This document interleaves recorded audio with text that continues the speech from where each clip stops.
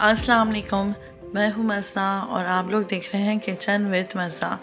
तो जल्दी से चलते हैं और रेसिपी स्टार्ट करते हैं। और आज आपने थंबनेल पे देख ही लिया होगा कि आज हम बनाने वाले हैं असली घी। असली घी बनाना कोई इतना मुश्किल काम नहीं है। हम बाज़ार से इतना महंगा असली घी ख़रीदते हैं, तो मैं आपको घर की ही रखी हुई चीज़ों से असली घी बनाना बताऊँगी जो आपके घर में मौजूद होंगी। और उसके बचे हुए मिक्सचर से जो हम हलवा बनाने वाले हैं ना, वो तो कोई इतना टेस्टी कि मैं बयान नहीं कर सकती। उस हलवे को बनाने के बाद जो है ना, आप लोग बस आपके घर वाले पूछते रह जाएंगे कि आपको ये रेसिपी कहाँ से मिली। तो जल्दी से चलते हैं, रेसिपी स्टार्ट करते हैं और देखते हैं कि असली घी और उसके बचे हुए मिक्सचर से हम इतना मज़ेदार हलवा कैसे बना सकते हैं। तो रेसिपी स्टार्ट करते हैं। तो ये मेरे पास जो है ना मलाई रखी हुई थी, ये मैंने फ्रीज़र में जमा करके रखी थी तकरीबन 1 किलो। तो फ्रीज़र से ना मैंने 2-3 घंटे पहले ही निकाल लिया था।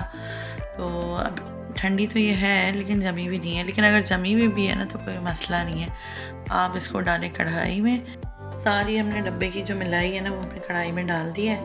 अब चूल्हा ऑन कर कर जो है इसे हम मीडियम आंच पर पकने रखेंगे। आपको बिल्कुल भी डरने की ज़रूरत नहीं है कि तेज़ आंच पे जल जाएगी या फिर ख़राब हो जाएगी या फिर स्लो आंच पे हमें पकाना है तो पूरा दिन पकती रहेगी, ऐसा कुछ भी नहीं होगा।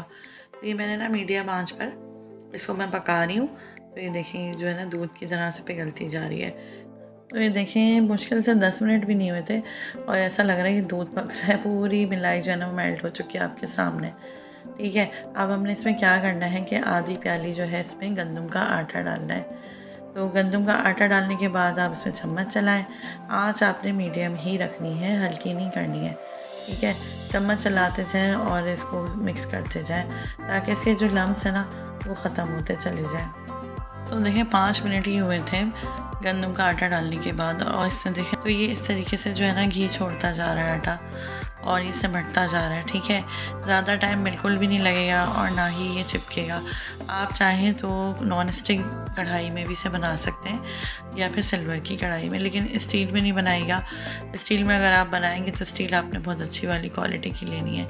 तो ये देखें मैं अब आपको दिखा रही हूँ। तो इस तरीके से ना घी छोड़ता जा रहा है और मैं चम्मच मुसलसल चलाए जा रही हूँ और अभी मुश्किल से 20 मिनट ही हुए होंगे आपके सामने। ना आपका जो है गंदम का आटा जो है ना वो जला है और ना ही आपकी जो ये मलाई है ये ख़राब हुई है। ठीक है, बस आपको ना साथ साथ चम्मच से जो साइडों में से इसको सेपरेट करते जाना है जो जो से पकता जा रहा है। और ये देखें कितना शानदार जो है ना घी निकल के बाहर आ रहा है। तो बस अब इसे 5 मिनट और पकाएंगे। इस तरीके से इसको समेटते जाएंगे चम्मच चला के। और मैंने आपको घी भी दिखाया कि घी किस तरह से सेपरेट होता जा रहा है। बस 5 मिनट इसको हम तेज़ आंच पर और थोड़ा सा पकाने के बाद चूल्हा बंद कर देंगे। तो हमने देखें चूल्हा बंद कर दिया था और उसे ठंडा कर लिया है। तो ठंडा होने के बाद ये देखें थोड़ा सा ना जो गंदम का आटा है ना उसका कलर चेंज हो गया है। ठीक है, अब क्या करना है, ठंडा हो गया है घी, इसको हमने एक छन्नी लेके बॉल पर रख के इसको हम छानेंगे। अच्छा, एक बार छानने के बाद भी अगर आपको लगे कि इसमें आ रहा है आटा नीचे तो आप 2 बार छान लीजिएगा और एक बार में ही भी पैसे सही से छन जाता है। तो मैंने इसे दोबारा जो है छोटी छन्नी से इस कंटेनर में रख के जिस डब्बे में जिस भी जार में मुझे रखना है ना तो मैं उसमें से दोबारा से छान रही हूँ। आप देखिएगा और जो ये घी है ना ये बिल्कुल शीशे जैसा चमकना शुरू हो जाएगा और इसमें जो आटा है ना ये थोड़ा बहुत भी जो आपको दिख रहा है ना ये भी अब दिखाई नहीं देगा। और मैं क्या बताऊँ, आप ये वाली जब रेसिपी ट्राई करेंगे ना तो आप बोलेंगे कि बाज़ार से जो है हमें असली घी लेने की तो बिल्कुल ज़रूरत ही नहीं है। देसी घी असली घी घर में बनाएं आप। मलाई सबके घरों में मौजूद होती है, तो आप उस मलाई को जमा करें क्योंकि मेरे यहाँ तो बिल्कुल भी यूज़ नहीं होती है।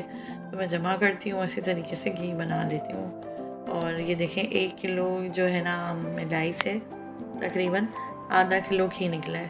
ठीक है, और इससे ज़्यादा भी आप जमा करके बना सकते हैं। अब हमने क्या करना है कि जो इसका बचा हुआ मिक्सचर है ना ये वाला, इसका हम इतना शानदार हलवा बनाएंगे, कुछ भी नहीं करना, बस इसमें इलायची के दाने डालने, 2 से 3 इलायची के दाने मैं इसमें डाल दूँगी। चाहे तो पीस के डालें या साबुत डाल दें, आपकी मर्ज़ी है। मैंने साबुत डाला है। और उसके बाद बस मैं इसमें शामिल कर दूँगी चीनी।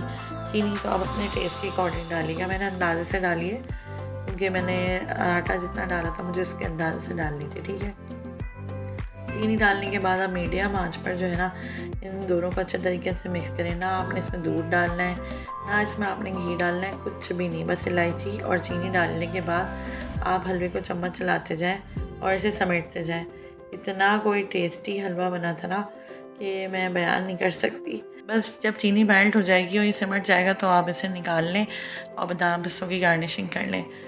असली घी बनाने के बाद इसके बचे हुए मिक्सचर से जो आप हलवा बनाने वाले हैं ना, ये आपकी फैमिली को क्या सबको बहुत ही बेइंतहा पसंद आने वाला है।